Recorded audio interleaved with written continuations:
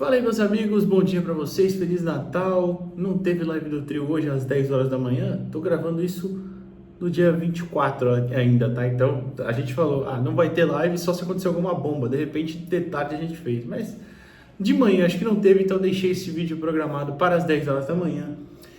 Feliz Natal pra vocês, espero que você tenha aproveitado ontem e vá aproveitar hoje também. E uma data muito especial aí, então que todos tenham tido um Feliz Natal. Agora, coisa séria agora. A gente vai falar hoje sobre Pedro Caixinha, o que esperar taticamente do Pedro Caixinha.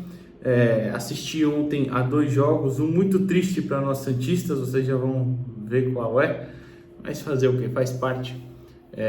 Assisti também o jogo contra o Flamengo, já falei qual, né? Bom, paciência. O jogo que eu assisti foi o Red Bull Bragantino e Santos, pela 27ª rodada do Brasileirão de 23, e o Red Bull Bragantino e Flamengo pela 11ª rodada, que foram 2 jogos aí que o Bragantino venceu, e deu para tirar algumas coisas positivas e até algumas negativas também do trabalho do Pedro Caixinha, que até então foi uma edição de Campeonato Brasileiro muito boa, tá?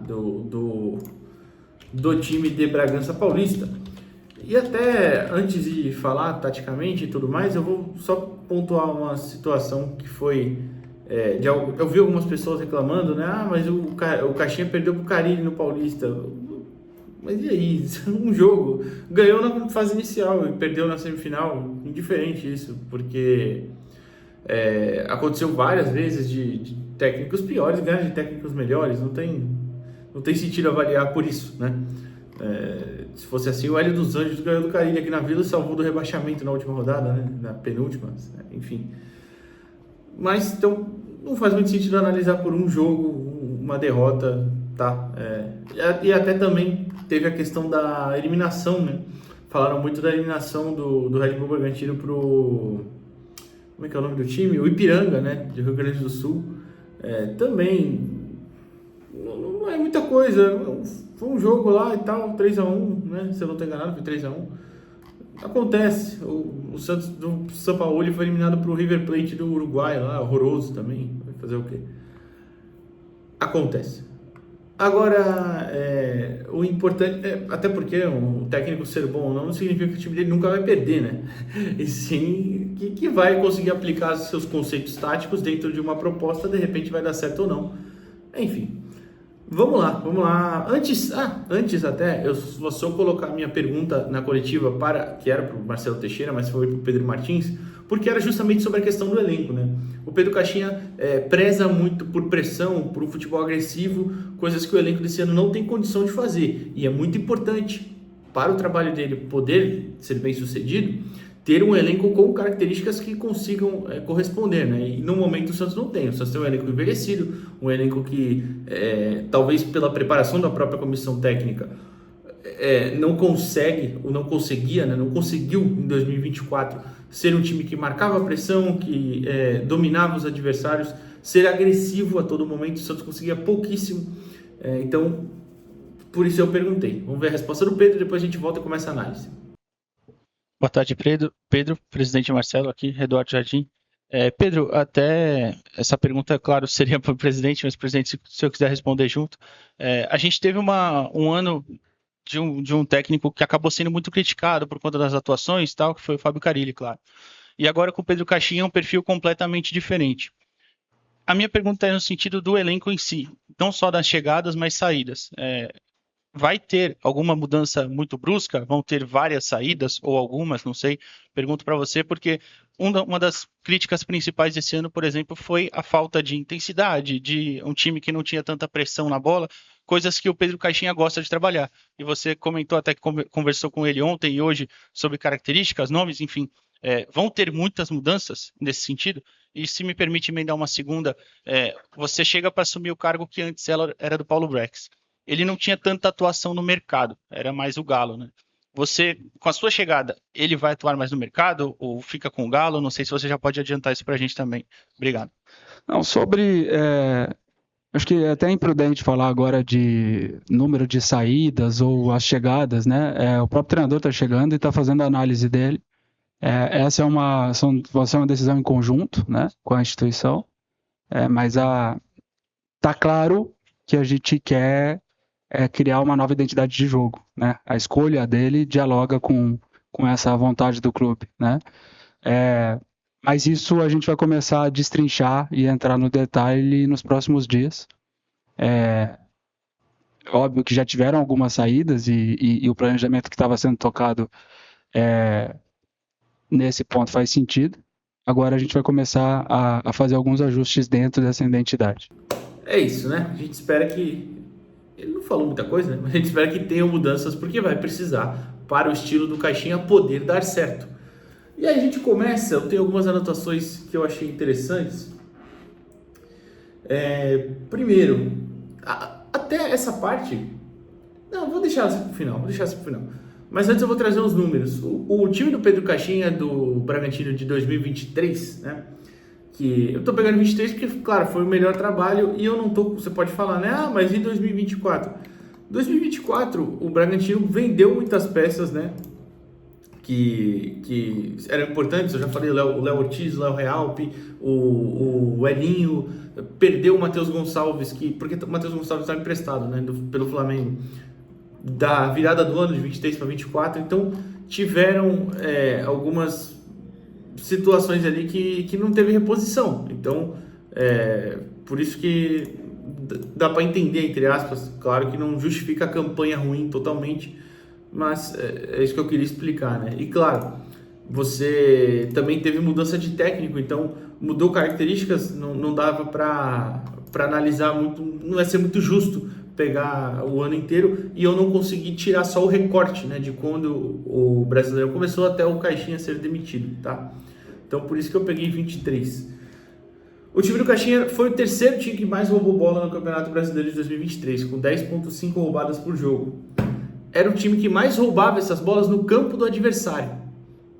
Foi a quarta melhor defesa, só 35 gols sofridos, apesar de ter um problema defensivo que a gente vai falar já já.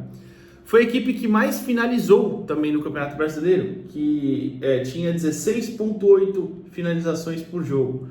Ou seja, uma equipe agressiva, né? Uma equipe que buscava sempre resolver rápido.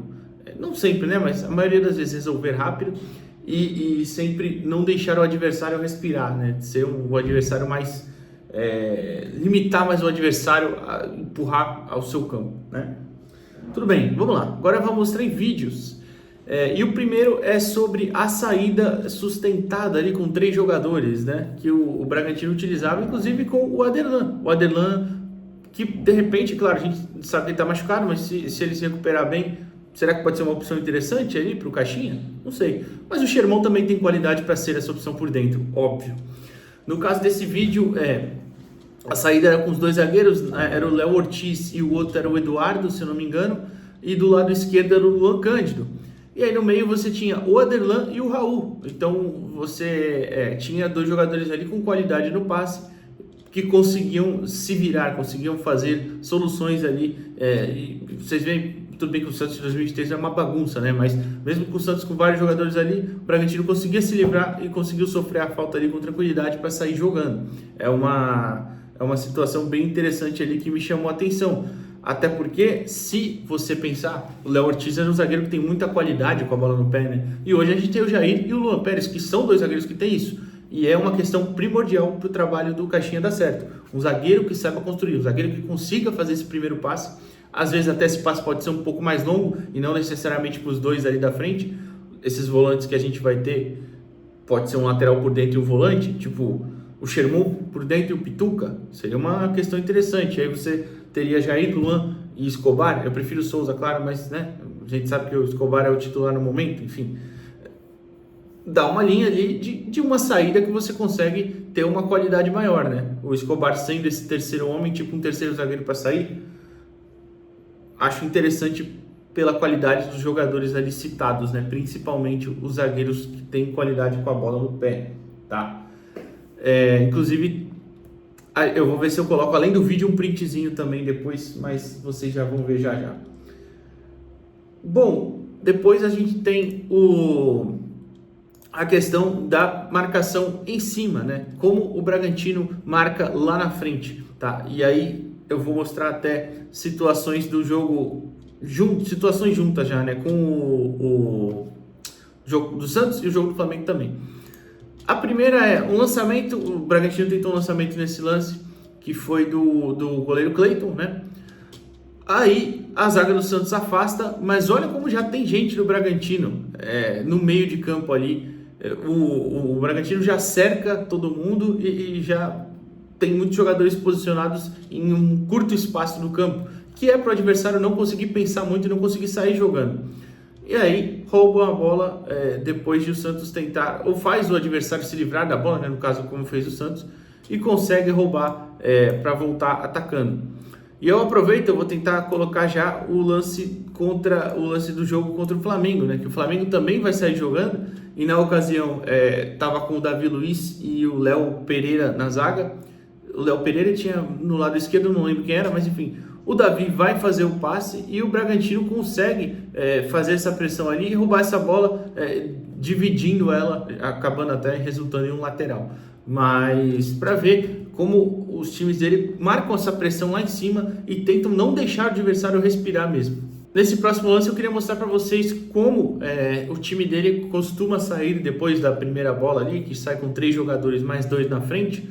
Quando sai dessa primeira linha ali de defesa, o lateral sobe, então você fica com os 2 zagueiros e o outro lateral junto com os 2 que estavam no meio de campo. Então você faz um 2-3-5, com os jogadores lá na frente, os meias e o centroavante se posicionam de forma que consigam chegar em superioridade numérica na área do adversário, como vocês podem ver nesse vídeo aí, e depois do vídeo eu até deixei um printzinho. Essa jogada até nem dá em nada, tá, no jogo contra o Santos, mas é só para mostrar como acaba se posicionando o time dele para ter realmente bastante jogadores ali na frente. E você vê no próprio print ele levantando a mão desesperado ali, mandando o time ir para frente. Mas dá para ser... Tá faltando um jogador no print, porque ele tá aqui escondido na ponta esquerda. Mas dá para ter uma noção clara de como ele gosta de posicionar mais ou menos esses jogadores. Essa parte até eu nem separei vídeo em si, porque é um jogador que vocês conhecem. Vocês já sabem como o Sacha joga, né? O Sacha fez um bom ano de 2019 aqui, 2020 até...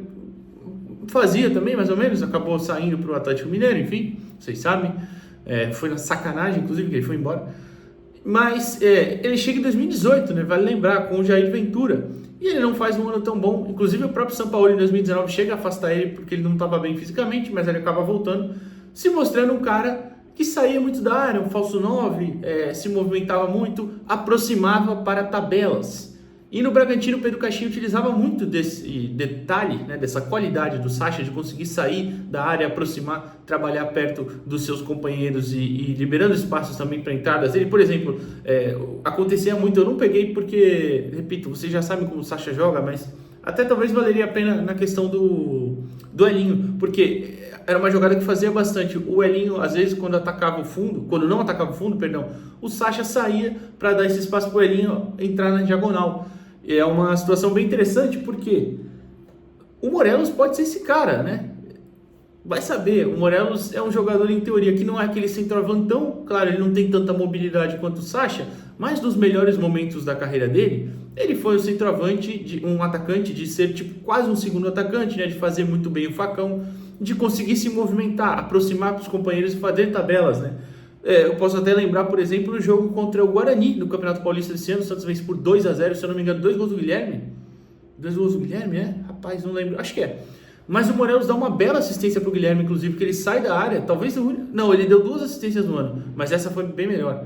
Ele sai da área e dá um belo giro e passa em profundidade pro Guilherme, e o Guilherme finaliza. E, vale lembrar, o Caixinha pediu o Morelos lá no Rangers, né? Foi ele que pediu a contratação. Então, talvez a gente veja aí o Morelos voltando e sendo um cara para ser testado, para ser esse cara de essa referência móvel, esse cara que vai sair da área, vai conseguir tabelar, vai conseguir liberar espaços. Pode ser que aconteça. E para finalizar, para não dizer que eu só falei de coisa boa, a transição defensiva do Bragantino dele, às vezes era um pouquinho confusa. E até tem um lance do começo da partida contra o Santos que elucida bem isso. Eu digo por que no começo? Porque depois, quando o Bragantino abre um 2-0 no primeiro tempo ainda, o Santos murcha e aí o Bragantino já fica esperando mais na dele, tranquilo, não deu tanto espaço para transição.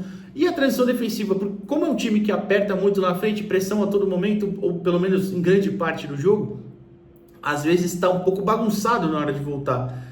E esse lance explica bem isso. O Bragantino erra um passe lá na frente, o Joaquim sai correndo e você vê que com o mesmo 5 jogadores ali do Bragantino, 6 aliás, perdão, eu tô olhando o vídeo aqui, mas eu vou tentar deixar o print também do vídeo para vocês verem.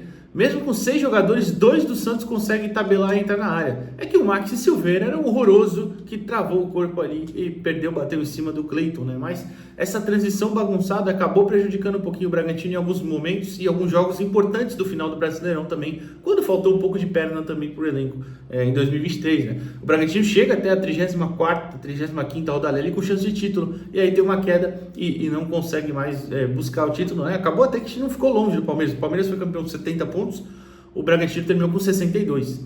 Mas é uma situação aí que o Pedro Caixinha precisa melhorar. E aí eu repito, precisa ter peças para poder melhorar. Porque você imagina um contra-ataque hoje, o Santos tomando um contra-ataque e voltando correndo. Vamos supor que o Gil fique, por exemplo. Gil, Escobar, Schmidt, que não é o mais rápido do mundo. Então assim, precisa de peças. Ou ele vai precisar encontrar soluções bem diferentes para arrumar essa transição defensiva que não foi tão legal assim, tá? Mas basicamente é isso, pessoal. É isso. Eu até tomei o cuidado, entre aspas, de não ver nenhum vídeo de análise do Caixinha, eu só vi os jogos em si.